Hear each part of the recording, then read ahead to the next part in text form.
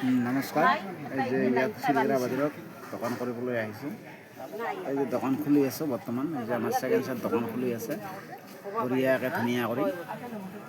এই যে এইটো চাহ চিলগৰা বাজাৰ বুলি কয়, ইয়াতে দোকান খুলি আছোঁ। এইটো মোৰ দোকান, ৰাজেশ্বৰ চাহপাতি দোকান বুলি কয়। মহাদেৱ টি চলিয়াৰ মহাদেৱ টি চাপ্লাই দোকানখন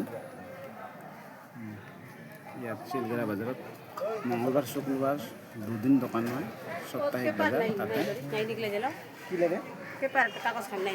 আছে সব মানে এলাহে আহিলোঁ এলাহে মানে দোকান খুলি আছে।